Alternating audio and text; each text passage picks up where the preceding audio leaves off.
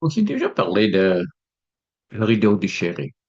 Je parlais comment que j'étais découragé et que je pas, c'était pas nécessaire que je reste là. Je veux une place à aller avec moi. J'étais déçu de quelque chose et c'était important, oui. Donc, c'est ça que je veux qu'on comprenne. C'est qu'on n'a pas besoin de rester ou demeurer où qu'on est. La vie arrive.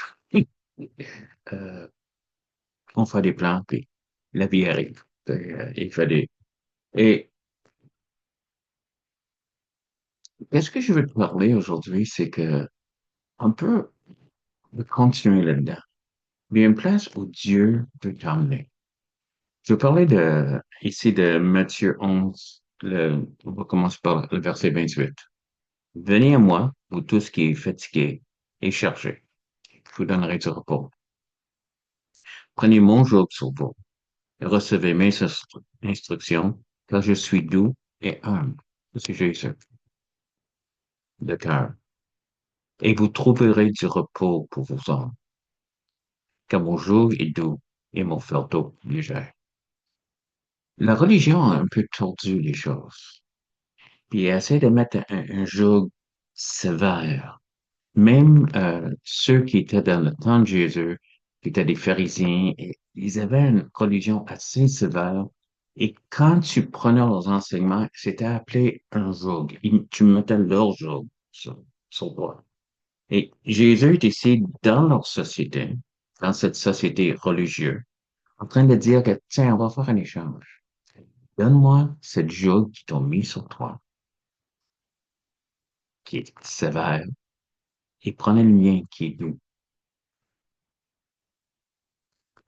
Le fardeau qu'ils ont mis sur toi, qui est très pesant, écrasant, et prenez le mien, qui est léger. Je veux vous donner du repos. C'est une lutte qu'on a. On a des cliniques de repos, on a des cliniques, on a des études, on a des problèmes d'apnée de sommeil, d'autres choses. Mais surtout dans une société où nous avons même des problèmes psychologiques et des problèmes mentaux qui sont causés par une fatigue extrême. Et Jésus est en train de faire une invitation de viens, on va faire un échange. Moi, je vais te donner du repos. Je sais que tu te sens écrasé. Je sais que la vie peut être, la vie, c'est des choses qu'on s'attendait pas. Et on est déçu, comme j'ai parlé une autre fois. Puis, Jésus veut qu'on approche de lui, mais aussi qu'on fasse cet échange. Parce que c'est la promesse et c'est qu'est-ce que Dieu voulait pour nous. Parce que qu'est-ce qu'il a fait, lui? C'est le travail. Il voulait qu'on trouve le repos en lui. J'aime quelque chose. En Hébreux chapitre 4, verset 3, pour nous qui avons cru, nous entrons dans le repos. Donc, si nous avons la croyance en Jésus, on rentre dans ce repos, dans une nouvelle naissance. C'est intéressant à voir. Si jamais on a parlé de la création déjà dans le vidéo. Et le sixième jour, Dieu a créé l'homme. Ça, c'est intéressant. Et il a donné à l'homme, la femme, des tâches de s'occuper d'un jardin. Il vient juste d'être créé, il se ressent, même s'il venait juste d'être d'une certaine façon né, ils sont un homme et une femme, d'une certaine âge. Puis avec des tâches à faire. Même il a déjà fait des tâches et nommé tous les animaux. En tout cas,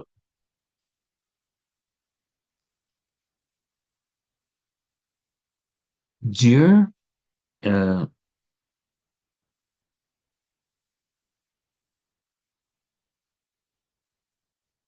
qu'est-ce qu'il a fait la première chose pour l'homme? Qu'est-ce que l'homme a fait?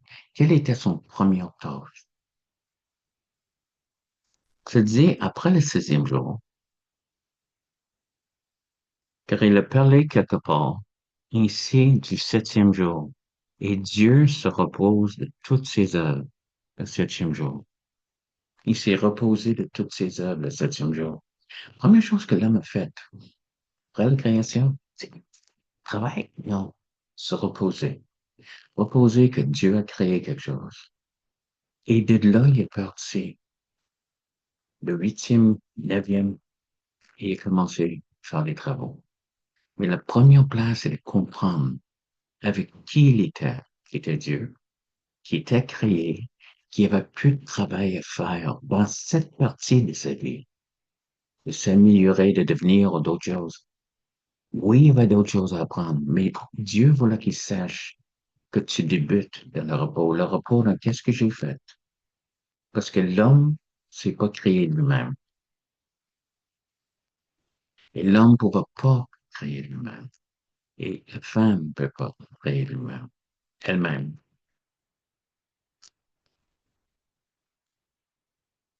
Comme nous ne pouvons pas le sauver, on est fatigué et chargé. Et on n'a rien qu'on peut faire, excepté faire un échange. Si on veut le repos, c'est d'accepter qu'est-ce que Dieu a fait. Cette création, premièrement. Deuxièmement, qu'est-ce que Jésus a fait sur la croix de Calvaire? Se reposer là-dedans. Le psaume 46, verset 11. J'aime ça. Arrêtez, sachez que je suis Dieu. C'est pas juste arrêter. Et le mot en hébreu peut être traduit arrête de lutter, arrête d'essayer, et même ça peut être traduit relax. Relax. Et sachez, mais pas juste vide, sachez que je suis Dieu. Qu'est-ce que lui a fait? Et avoir confiance. C'est le premier. Et attention que il voulait que l'homme crée, qui venait juste d'être créé, il voulait avoir son attention de voir qui est Dieu. Parce que toutes les autres choses que l'homme allait faire, il est obligé de dépendre sur quelqu'un. Mais il y avait une joie là-dedans. Il y avait un paix là-dedans. Ceux qui ont cru, il les a donnés du repos. Si on a cru, je peux pas, la Bible dit que nous sommes sauvés par la grâce, par le moyen de la foi. Pas par qu'est-ce qu'on a fait, pas par les œuvres. On peut pas l'atteindre. On peut pas atteindre Dieu.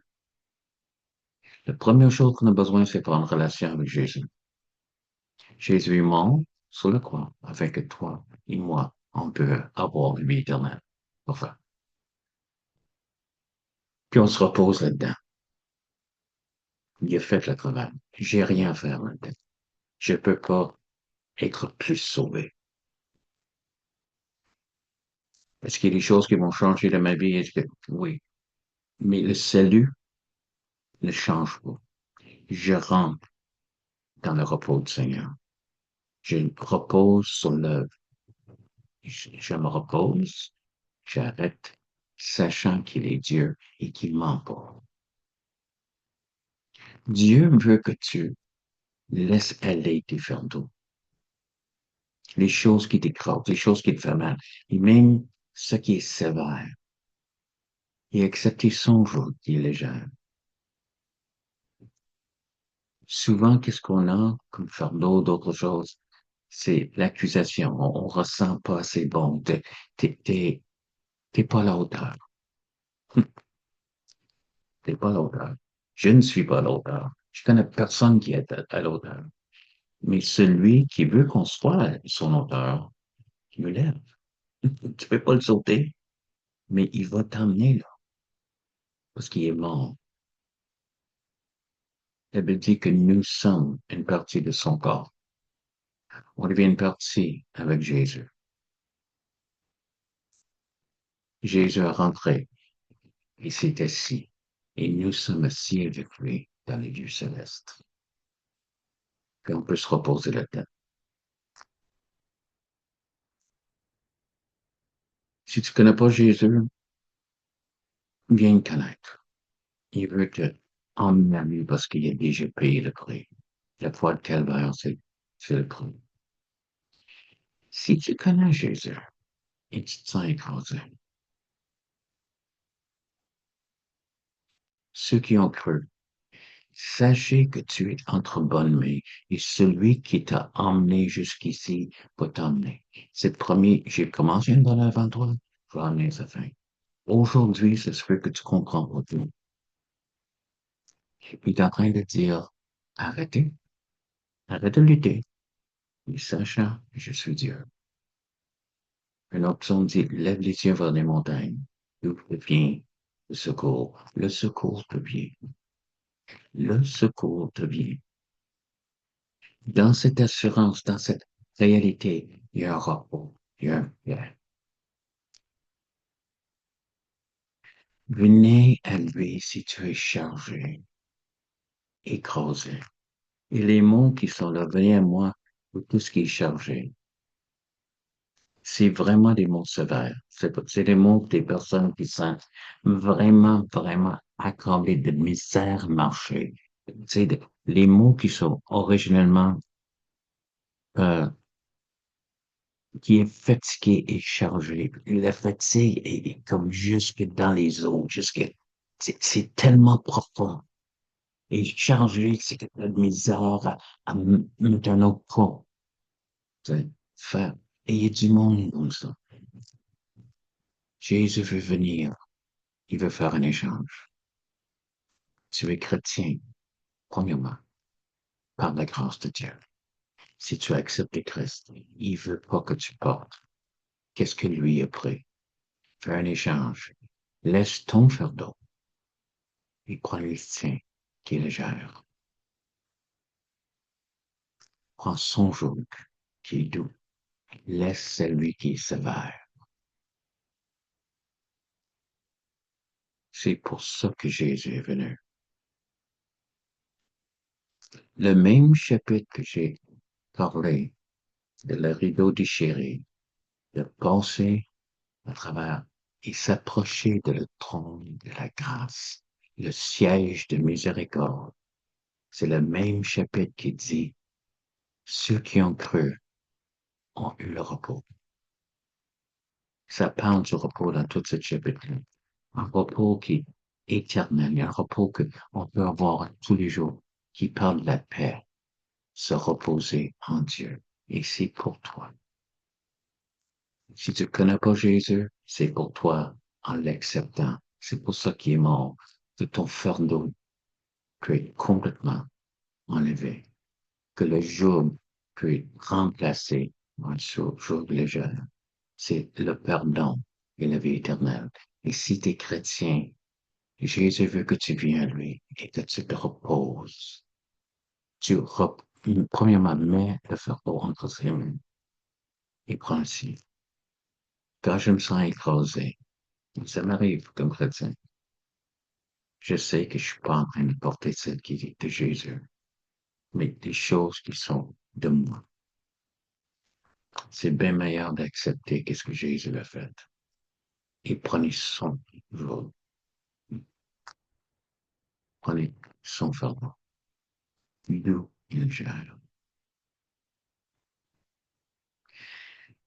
Si tu as des questions, s'il te plaît, contacte-moi. Tu vois ma courriel qui est là, Messenger, les places sur X ou sur YouTube où tu peux donner des commentaires. Si on aimerait ça entendre de toi. Si tu as besoin de prière, on peut, laisse-nous savoir, puis on peut prier pour toi. Juste envoie-nous un courriel, puis on va prier pour toi. Tous le mercredi soir, à 18 heures, on a un compte Zoom. L'adresse Zoom est ici, tu le vois ici dans l'annonce. Et aussi le dimanche matin à 10 heures. Donc, tu seras bienvenu de rejoindre. Et priez avec nous. On va encore peut-être recevoir du Seigneur dans les enseignements de la parole. C'est une autre chose, c'est que à cause de la manière qu'on fait sur la place de poser des questions, puis avoir des réponses. S'il te plaît, si ce message te touche, ça fait du bien. Partage-le sur le média social. Laisse-les d'autres apprendre. Hmm. À la prochaine fois. Et soir, en repos. Pas le repos éternel, en repos. Le demain.